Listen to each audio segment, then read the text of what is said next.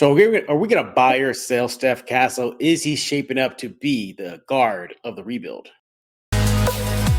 You are Locked On Spurs, your daily San Antonio Spurs podcast. Part of the Locked On Podcast Network, your team every day. Welcome back to Locked On Spurs right here on the Locked On NBA Network. I'm your host, Jeff Garcia, Spurs writer for Ken's 5 San Antonio. Glad to have y'all back and hope y'all doing great this Tuesday. And as always, we thank you for making Locked On Spurs your first listen every single day, free and available wherever we get podcasts. Check us out on YouTube, Ken's 5 Plus app, iTunes. You know where to go. Go subscribe to us right now. And don't forget to subscribe to that newsletter, Locked On Spurs newsletter. It's in the description below. I'll give you all a link there. Click on that, sign up. It's free, and you're rocking and rolling. Today's episode is brought to you by FanDuel. You can start the season with a big return on FanDuel. New customers can place a $5 bet. You get started with $150 in bonus bets if your first $5 bet wins. Go to FanDuel.com to get started. What are we talking about today? We're going to be buying or selling. We have somewhat of a nice little sample size now. It's not a 1 game or 2 game. This is now multiple games, more than 10 now, or at least at the recording of this show, 10 games of Steph Castle NBA career. What are we seeing? Are there early signs that we like, early signs we don't like? Are we buying that he could be a major part of this rebuild, or no? Do we got to pump the brakes a bit and say, you know what? It's only about 10 games, 10, 11 games. Let's talk about this like when he has a full season under his belt. So basically, what are the early returns? And then we're going to talk about you guys, Locked On Spurs fans, and your comments. Unfortunately, today's episode is an audio only. I think y'all know why, because that's when you're this audio only in the week, you know it's going to be the Casey Viera show. That's your first. It. That's the first sign you're going to know. Casey Viera, you heard his voice right now. He is back, everybody. My colleague at Ken's 5 San Antonio. He lives a busy life, but he always carves out time for us here at Locked On Spurs. We got to meet him halfway, though. So we meet him halfway. We'll give him a little audio link, and he comes on and talks to us here. How you doing, Casey? I'm good. I can't complain. Another day. Well, I'm not complaining, but I'm blaming you for my addiction of cold brew now. I've been to Casey's house several times, and the first time I went to Casey's house, he offered me a cold brew, and I passed. And then, like, days later, I said, I wonder what the big deal is. Casey was all about it. Oh, I got to have my cold brew. So I went to go get one, and that's all she wrote, Casey.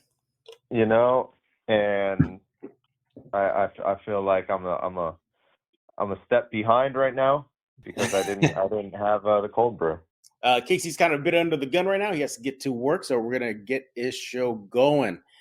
Casey, we got Steph Castle, man, looking pretty good. That number 4 overall pick for the Silver and Black is panning out.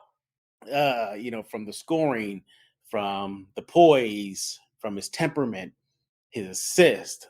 He's checking a lot of boxes, but buy or sell. Are you buying so far that he is a guard of the future, or you're selling in the sense of, I want to wait this out a bit? I'm buying. Okay. I'm buying. I don't want to say I've seen enough because, like you said, we're only 10 games into this season, and we haven't seen him hit the rookie wall yet. That's going to be coming at some point. But I'm buying that this is going to be a part of this team. And I'll be completely honest. I have not expected him to fit in already as well as he has. Mm-hmm. And clearly the coaching staff has felt just as strongly about it, putting him into the starting lineup at times so far this season. I didn't expect him to be shooting the ball. And from the numbers perspective, they're not entirely great, but nor would you expect him to come out there looking like Reggie Miller right away. Mm-hmm.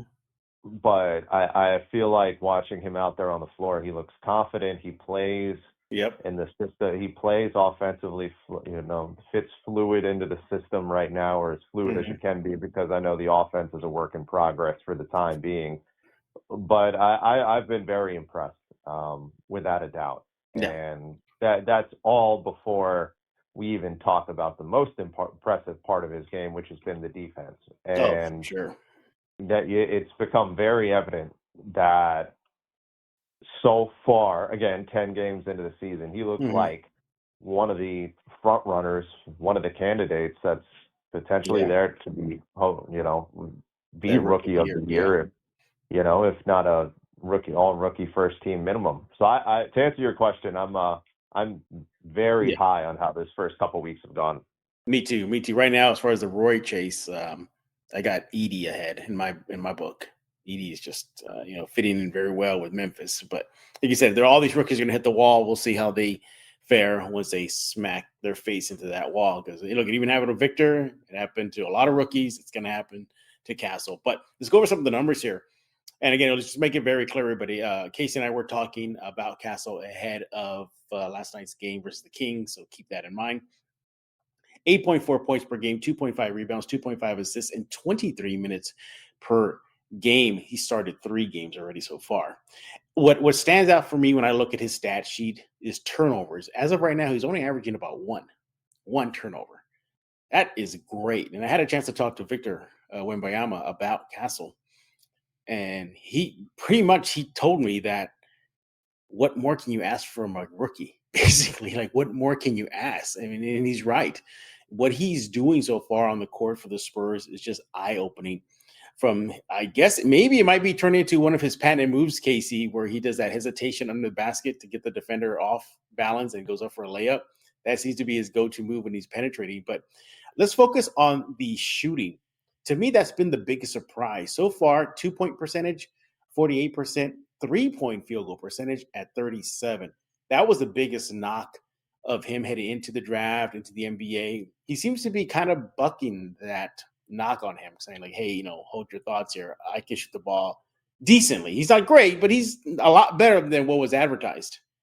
Right. And I think for me, that's part of the reason why I'm feeling as good as him about him as I do right now, because it was made very cautionary over the summer to kind of temper expectations, because this was not supposed to be a knockdown 3-point shooter that was coming here. That was the weakness in his game beyond what usually is a regular struggle for rookies coming into things, into the league, is that a lot of them, they're waiting on that jump shot to develop a little bit more.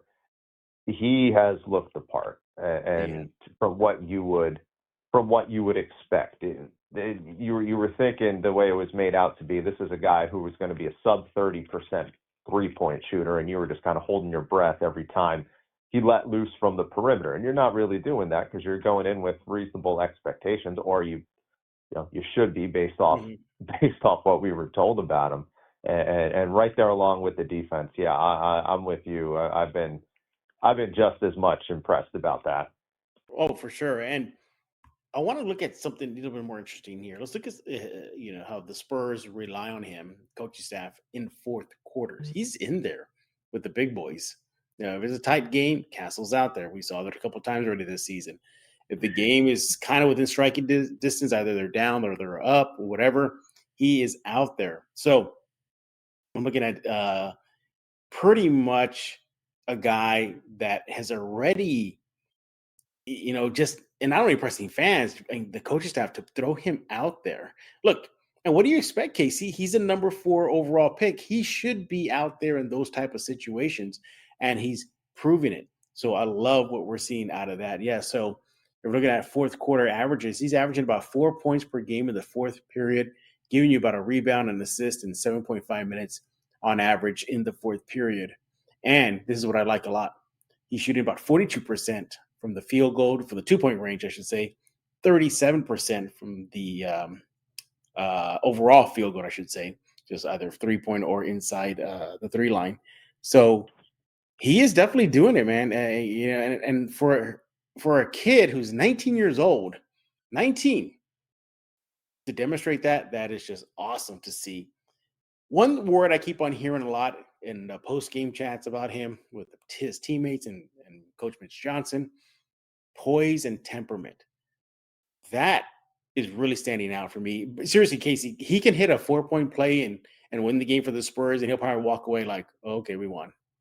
Like, that's it. Talk with Casey Viera, my colleague at Ken's 5, which I'll follow my next at Casey_Viera. We're not done talking about Steph Castle. We're going to dive into more numbers.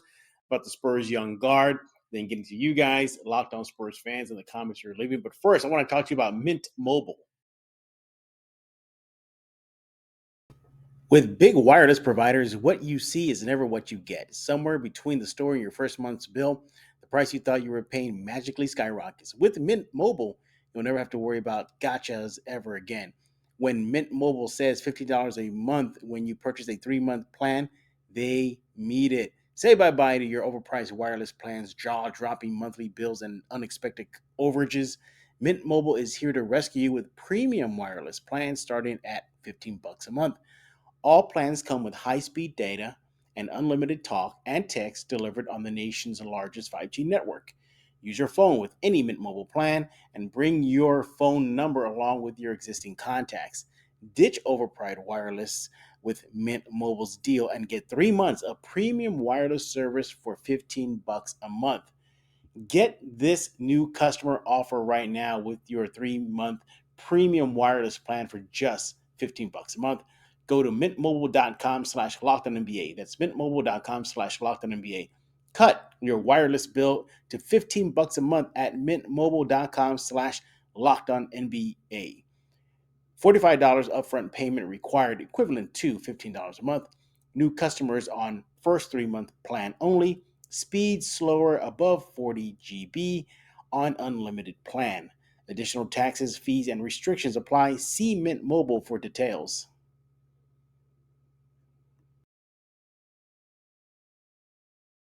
This is Emilio Rivera, El Padrino for the Mayans MC. You are listening to Locked On Spurs with Jeff Garcia. You're back right here on Locked On Spurs with Casey Viera. Follow my next at Casey_Viera. We're talking about Steph Castle and just the impressive start to his NBA career. Now, let's go over some of these numbers here. I was digging up in the break there. And again, we're recording this before last night's game versus Sacramento. So his last 5 games leading into that Kings game, my goodness, 11.2 points per game, 2.8 rebounds, 2 assists per game in 24 minutes, shooting 42% from the field, 55% from just below the 3 line to the rim, I should say. And yeah, he is just showing out. He's just showing out, even giving you at least a steal a game. So there's your little defensive presence there. And not even averaging a turnover. In the last 5 games leading into the Sacramento game, 0.4 turnovers a game in the last 5. So as the season goes on, he's learning, he's improving. I knew this kid was special when it was the last preseason game, Casey. And I asked him, hey, what do you think about the game so far? What do you think about the NBA? He literally told me, oh, it's already slowing down for me. Okay, way to go, Steph Castle. If it's slowing down for you now, go for it, man. And I think he's right. No, he's really learning quick. He is a quick learner. Casey, your thoughts? Is that not everything that we've just been saying though for a couple minutes?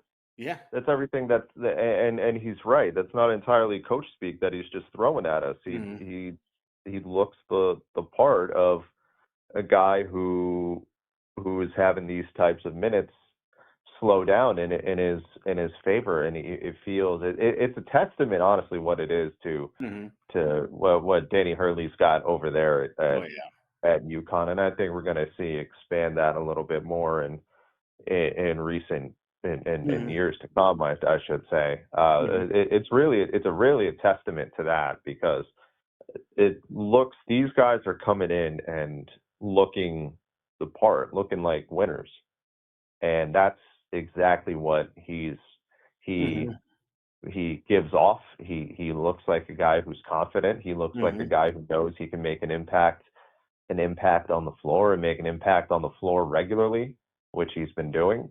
And that's a lot to the credit of him, and a lot to the credit of Danny Hurley there. Yeah, one thing he also provides that I don't think gets highlighted enough is a mid-range game. This Spurs team really doesn't have any consistent mid-range shooters aside from maybe Vassell. But if you look at his shot chart, it's pretty good as far as the mid-range game. Now, it's pretty much near the paint or top of the key on the wings, he doesn't really take a lot of mid-range shots. But if you're looking at somewhere near the free throw line, just below the 3-point line, at the top of the key, at the elbows, at the free throw line there, he'll knock them down. He even get some floaters in just at the rim. That's good. And then, of course, we talked about his three-point shooting. He's knocking down threes. So he's being, kind of a threat, whether it's a three-line near the rim, of course, in the paint, where he really thrives, going into the lane there. So I like this kid. Obviously he's going to have his ups and downs. You highlighted Casey at the rookie wall is coming. Is there anything that you would like to see him get better at as the season moves on? Shooting. Yeah, I think that's right. Yeah, for all the praise that we're giving about the Yeah. jump shot, those opportunities are going to be there, but there's also going to be catch and shoot opportunities, and I don't know if they have the reasonable advanced metrics out to his catch and shoot yet that you can, Yeah. to the extent of you could, have a real, what's the word I'm looking for, sample size Yeah. as to what he is. I think those numbers start coming out after about a month. At the NBA, like a legit 30 games, that's when you'll start seeing those numbers start popping up. Yeah. I think that's one thing to keep an eye out for, because if there's anything, for as much as we've been praising Steph Castle in this conversation, the offense collectively far has been below average. Jeez. It's been in part to the absence of Devin Vassell, and I think there's an aspect of it too where they're trying to work the Chris Paul, Victor Wembanyama situation to find their rhythm a little bit. But I'm interested to see when those shots, when his looks start becoming less ones of shot creation, when the ball is not his hands anymore and more catch and shoot, how he can knock those down and what it looks like, because that's going to really start to separate him, because the Spurs, they have not had that so far this year. Wemby included. Yeah, no, you're right. Sunday night, we talked about. I went up there and I was talking about the shooting slump that Victor's been in, and you're hoping as a Spurs fan that that was just kind of a couple week long thing, but the 7 games prior to the prior to the Utah game over the weekend, Victor wasn't even cracking 25% from three during that stretch, and barely over 40. I mean, the field goal efficiency, a lot of it, as we know, the touches, and understandably so, go through him. So once that irons itself out, you would presume that it would. Well, what happens there when Steph Castle potentially gets those chances to work with it too? Yeah, it'll be interesting. Yeah. I was looking at the numbers for yesterday's show, because we're talking about the offense. And interesting, the starting 5 heading into the game versus Sacramento yesterday played 157 possessions together. So the traditional 5 pre-Vassell coming back, so that's Champagnie, Paul, Wemby, et cetera, et cetera. I mean, 157 possessions played together. Okay. Off defensively, that ranked in the 89th percentile, that group, among all other NBA starting 5s. So that's pretty good according to Cleaning the Glass. The 89th percentile, they're up there. You looked at the offensive side of things, they were in the 20th percentile. And that's with Victor out there. So it interesting. hasn't been pretty. It hadn't been pretty, and the lack of Devin Vassell, I think, impacts that. Oh, for sure. I think it does. But the thing that was cautionary for me about that was a lot of shots that Wemby gets, they're self-creation of his own. And he's so talented that, a lot of the time he gets talent off by himself. But a lot of this stretch, and I don't have the numbers in front of me to fully validate what I'm about to say, but a lot of this stretch feels like it was coming off Victor's shot selection and creation of himself, and it just wasn't going. And the offense goes as much as Victor goes, and when Victor's not going, the offense is not going. and hopefully the Devin Vassell part of this will iron things out with it. And I think they will. I mean, you saw one game, Devin Vassell be back in the lineup. Wemby hit a career high in 3-pointers made. So the early returns would immediately suggest that. But there's some good teams that are coming up on this schedule on the next couple of weeks, including Sacramento last night. So it'll be interesting to see. Here's a little neat stat for you stat geeks out there. So this lineup of Barnes, Castle, Wembanyama, Champagnie, and Chris Paul, they played 42 minutes together. Okay, that's it. I know, very small, but a sample size. But again, the season just began. That plus-minus differential for that unit is the highest with plus 18. The offensive rating for that group, 112. Defensive rating, 92.1, 92.9. Something about that unit. There's something there. Maybe the Spurs can mess with that. It's flourishing. But Barnes, Castle, Wemby, Champagnie, and Chris Paul. That unit seems to be, at least with a small sample size of 42 minutes together, seems to be very productive out there. Interesting. But of course, you look at Champagnie, he's going to be moving back to the bench as soon as, he probably already is at the time of this recording with Devin Vassell's return. So then maybe that might help the offensive side of things. Castle seems to be getting going, as mentioned. We'll just look at the last 2 game logs he had pre-Kings game. 23 points versus the Jazz, 14 points versus the Blazers. That's back-to-back double-figure scoring outings for him. Before that, 11 points versus the Clippers. So, yeah, he's definitely trucking along. That's for sure. He is trending in the right direction. We love to hear what you have to say about Steph Castle. You buying, you're selling already just after 10 games. By the way, Coach Mitch Johnson did correct me. I asked him in the last game. I said, hey, Coach, Castle's trending the right way. He's going in the right direction. Do you see anything he needs to improve on? He looked at me. He goes like, well, he only played 10 games in his NBA career. So my answer to that is everywhere. So he said everywhere Steph Castle needs to work on. So he ain't wrong. He ain't wrong. He ain't wrong. Yeah. I mean, trust me. I mean, if you go down his stats, obviously, you're going to see some stuff that needs to work on. Shooting, yes. Mid-range game, yes. I think one of the big things, I think I know he's a rookie, but there's a lot of calls that are going against him, like unfairly, that I've been noticing. And he kind of just sucks it up, eats it, and moves on. I would love to see him get a little bit more vocal, but I know rookies don't tend to do that. But maybe just me, but pie in the sky dreams of him really just showing out, because this guy is impressive. He really impressed me in that Utah game. I know the Spurs got the loss, but that's where my eyes really started opening. It's like, oh, wow, he's going to be good. He's going to be really good. But we're not done talking. We're going to be talking about you guys, Locked On Spurs fans, in the comments you're leaving over the YouTube page. But first, I want to talk to you about FanDuel. Hey, I want to talk to you about FanDuel. You want to go to FanDuel.com right now. Hey, NFL fans, you can start the season with a big return on FanDuel, America's #1 sportsbook. So much when you get a hunch in the middle of a game, you can check out the latest stats, view live play-by-play, so much more on the same page where you place your bets. You just got to go to FanDuel.com right now. Speaking of FanDuel.com, look, the NBA season is also around the corner. Spurs fans, time to have some fun with your silver and black on the court. The app is very easy to get, very easy to use, user-friendly, very intuitive. Make your picks, 1, 2, 3. Bet on parlays, bet on win spreads, totals. I mean, seriously, you can have so much fun with sports this sports season with FanDuel. Again, America's #1 sportsbook. You just got to get started with $200 in bonus bets, guaranteed. Yeah, you'll get started with that.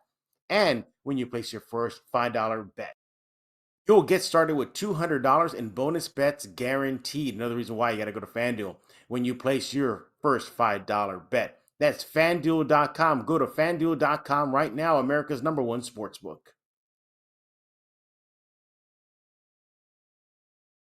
Hey everybody, this is Nathan Ray Clark from Criminal Minds and Modern Family, and you are listening to Locked On Spurs, hosted by Victor Wembanyama's new best friend, Jeff Garcia.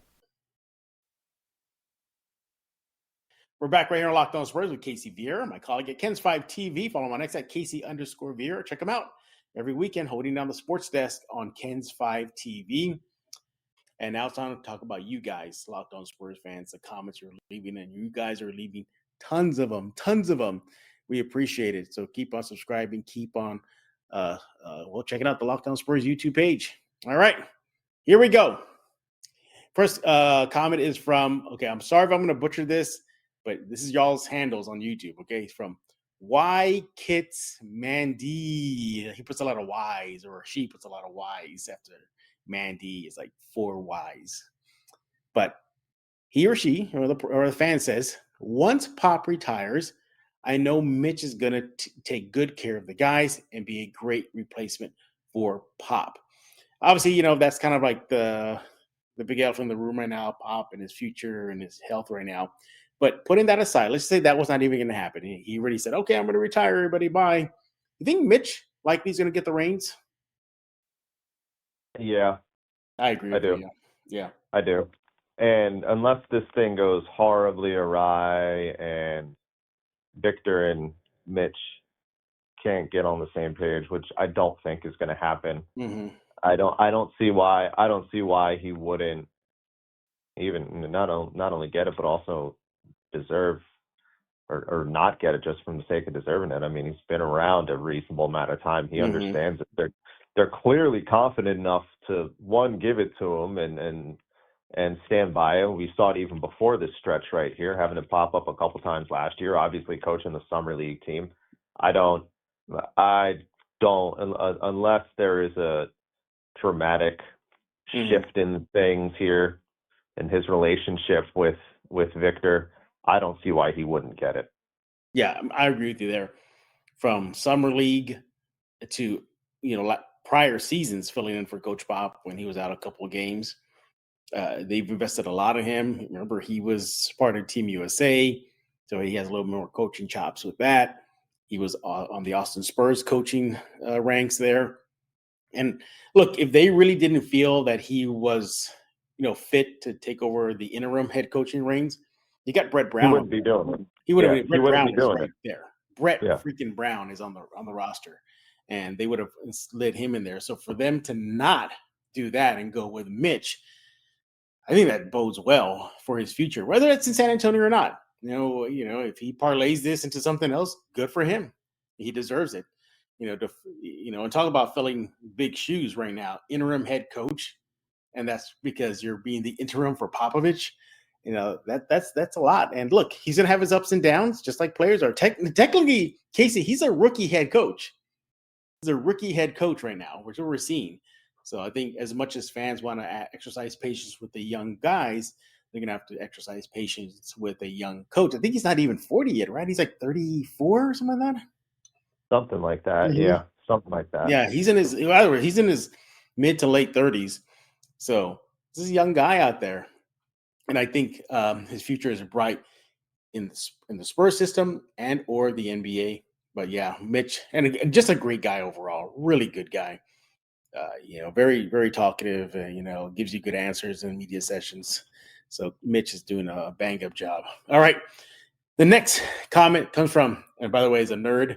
I love this. The Anime Show 7812.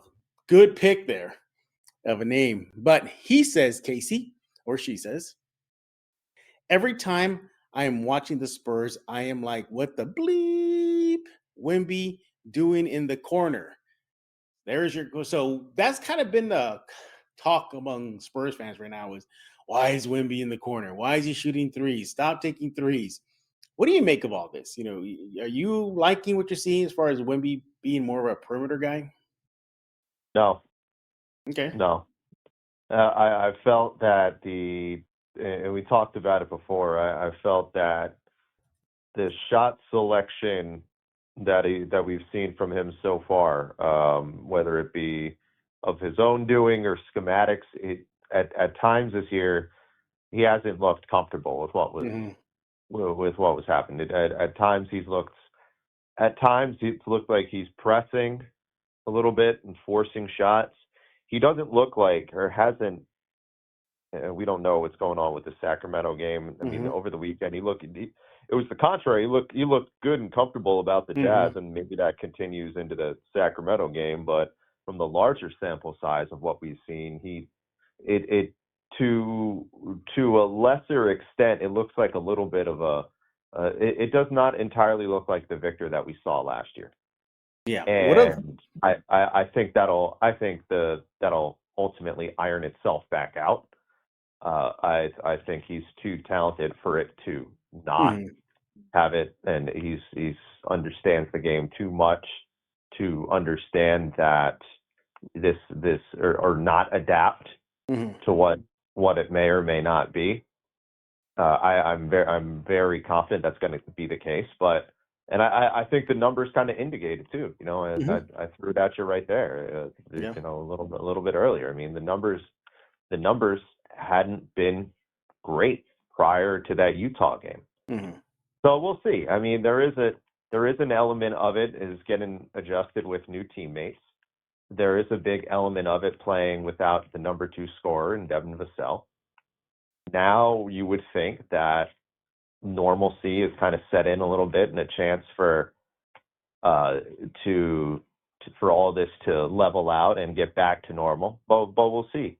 I think through the first 10 games, though, it's been, I don't want to say concerning, because again, I think he's too talented for this to really be of true concern. But eyebrow raising, yeah, I think so. Maybe that's the better way to frame it. What if Wemby, perimeter player, is this year's Sohan point guard experiment? Wait, what? like Wemby playing the perimeter face-up game is this year's Sohan's point guard experiment.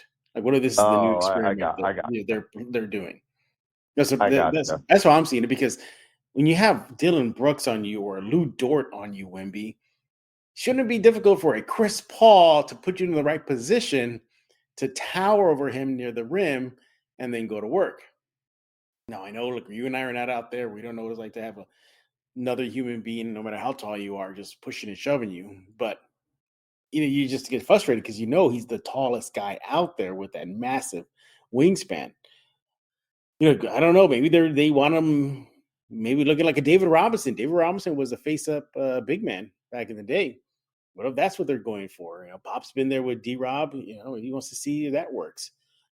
Wemby definitely loves it. I mean, how many times do we hear this? I am not a center. I'm not a center. I can do everything. Don't pigeonhole me. I don't want to be a center. I think of myself as a forward. I like Kevin Durant. So it could be the Spurs just feeding into that, Casey. It could be. But I also think teams are defending him a little bit differently this year. You mentioned the Dylan Brooks part of it. Yeah. And I think you're seeing them put smaller, put smaller guard. I know everybody is smaller, but more traditional. That's what I'm looking for. Yeah. More traditional wings in that 6'4" through 6'6" kind of ballpark of what you're looking at. I think that might be a part of it. I don't know if they're putting him on from the standpoint of the screen and roll a little bit, and having some of these defenses that do like to switch, having Victor, when they do come off these screen and rolls a little bit and all that stuff, be able to switch to a more traditional guard. So maybe that's part of it. I don't have the game tape of every game in front of me, but just kind of thinking out loud of what it may or may not be. Right. I think he is being defended a little bit, though, but that was to be expected, right? Yeah. He's going to have a bigger target on his back. Right. We have a year's worth of game tape out on Victor Wembanyama. He's not a secret anymore. No. He's not a secret anymore. We know what he is. And and what he is really, really special. Yeah. Just because he's struggling doesn't mean that the long-term projection changes or anything, Not at all. But obviously that'll be on Victor to iron things out a little bit, and I think he will. Yeah, I agree with you. I think there's some fatigue as well to start the season on Victor's part. That's been kind of like the scuttlebutt on Media Row. Like, he looks just gassed. He looks just tired. So hopefully it's just simple as that, and he'll get back in rhythm. And he talked about it too. Rhythm. I got to find my rhythm. I'm finding my rhythm. So getting used to playing with CP3 and not having Devin Vassell for a start of the season. Now Sohan gets out. So it's going to impact everybody, not just Wemby, but Wemby is the focal point of the rebuild. So it's definitely going to impact him perhaps bigger than maybe other players. He is Casey Viera. Follow my next site, Casey_Viera. Casey, what's going on at the sports desk over at Ken's 5 TV? Sure as hell ain't the Cowboys. Boom, boom. I tell you, Oh, man. I tell you that much. Sure ain't God, what a them. disaster. Jeez. I know. He is Casey Viera. Follow him on X at Casey_Viera. Again, check him out on the weekend over at Ken's 5 TV, holding the sports desk down for the station. Casey, as always, we appreciate you hopping on Locked On Spurs, and we appreciate y'all for subscribing to Locked On Spurs, wherever you get your favorite podcast. As mentioned, YouTube, iTunes, Ken's 5 Plus app, so many platforms. Go there, subscribe right now. Check out the Locked On Spurs newsletter. It is out. It's in the description below. If you're on the YouTube side of things, go click on that link, subscribe. It's free, and have some fun with it. It's like a companion part of the Locked On Spurs show. So for Casey Viera, I am Jeff Garcia. We're going to put a lock on this episode of Locked On Spurs.